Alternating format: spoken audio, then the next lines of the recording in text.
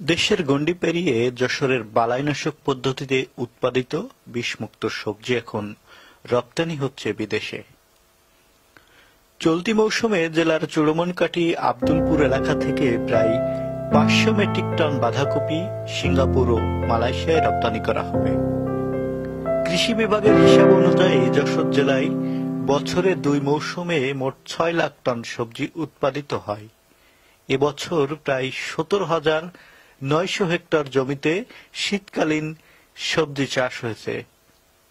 জেলার সবজি ভান্ডার বলে খ্যাত চুড়োমনকাঠি, বারিনগর, হৈমতপুর, কাশিমপুর, বন্দবিলা, লেবুতলা, ইসালি ইউনিয়নের মাঠ জুড়ে সবজি চাষ হয়।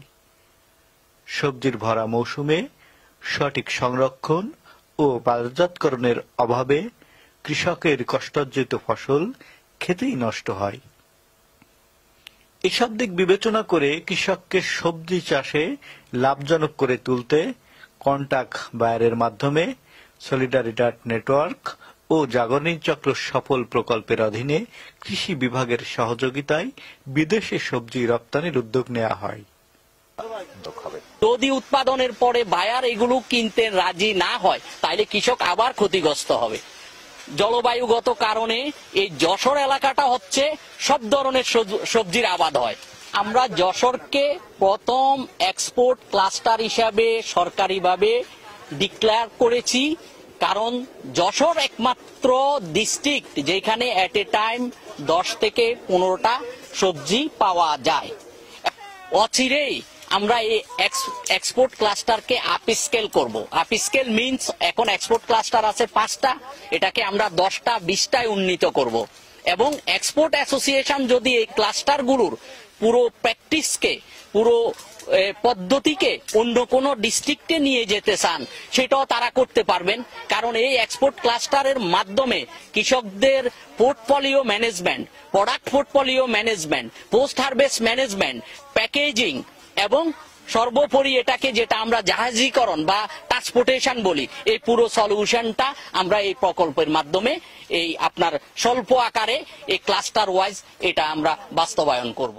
বেসরকারি সংস্থা সিটি ইমপ্রেক্স এর মাধ্যমে এ এলাকার ৫০০ জন কৃষকের জমিতে মালয়েশিয়া, সিঙ্গাপুর, তাইওয়ানে বালাইমুক্ত ও নিরাপদ বাঁধাকপি রপ্তানির উদ্যোগ গ্রহণ করেছে।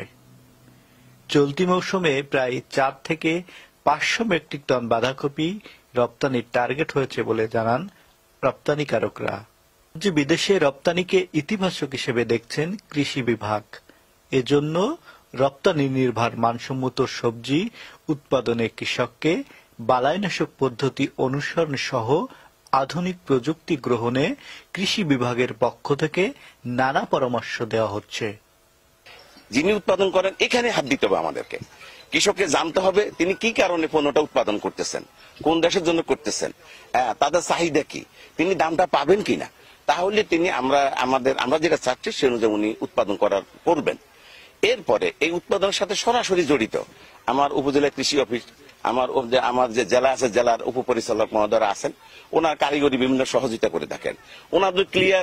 ওনারা জানেন, তবে আরো ক্লিয়ার থাকলে তাহলে ওনারা মাঠ পর্যায়ে যে আমাদের এই মানসম্পন্ন পণ্য, আপনারা জানেন মানসম্পন্ন পণ্য পেতে হলে আমাদেরকে অবশ্যই মাঠ পর্যায়ে গুড এগ্রিকালচারাল প্র্যাকটিস, যেটা আমরা উত্তম কৃষি চর্চা, সে উত্তম কৃষি চর্চার একেবারে বীজ বপন থেকে শুরু করি, জমি নির্বাচন থেকে শুরু করে এই যে আজকের হারভেস্টিং পর্যন্ত অনেকগুলো জিনিস আমাদেরকে অনুসরণ করতে হয়।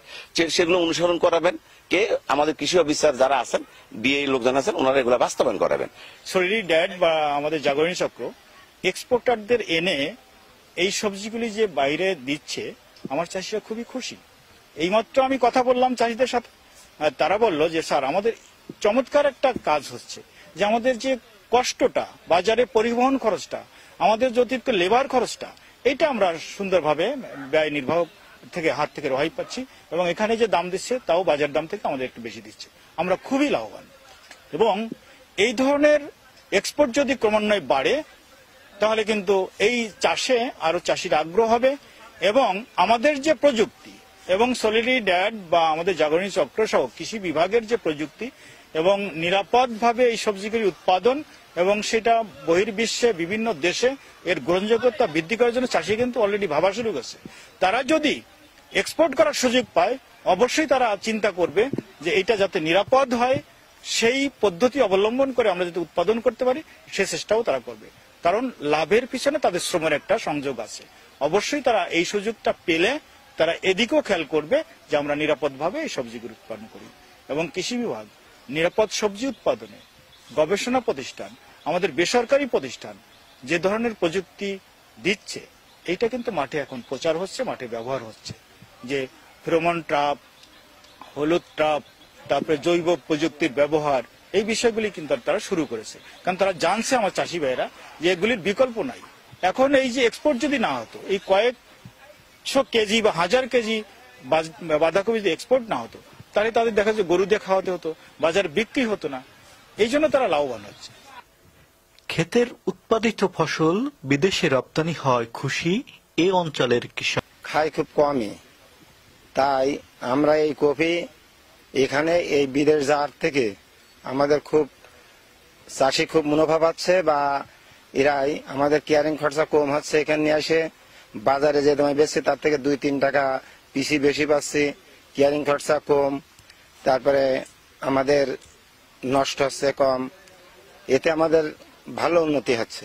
আমাদের কাছে নিয়ে যাচ্ছে, আমরা এতে অনেক উপকৃত হচ্ছি। আমাদের এই পাতা বাঁধাকপি আমরা এর আগে করেছি, করার পরে দেখা যাচ্ছে বাজারে নিয়ে গেছি 2 টাকা 1 টাকা ফেলেও দিয়েছে। কিন্তু এখন এই সফলের উদ্যোগে আমাদের বিদেশে এই কপিগুলো দেওয়ার জন্য আমরা অনেক চাষি হিসেবে আমরা অনেক উন্নত সবজি বিদেশে রপ্তানি হচ্ছে, যে কারণে আজকে সবজি গতকালকে 3 টাকা 2 টাকা যে সবজি বাঁধাকপি ছিল আজকে 8 থেকে 10 টাকা দামে বিক্রি হচ্ছে। কৃষি বিভাগের তথ্য মতে যশোরে উৎপাদিত সবজি দেশের মোট চাহিদার 65% যোগান দেয়। বৈদেশিক মুদ্রার অর্জনের লক্ষ্যে রপ্তানি নির্ভর মানসম্মত সবজি উৎপাদনে যশোর জেলার কৃষকের পাশাপাশি দেশের অন্যান্য এলাকার চাষিরাও আগ্রহী হবেন বলে আশা করছেন সংশ্লিষ্টরা। রিপন হোসেন, নিউজ 24, যশোর।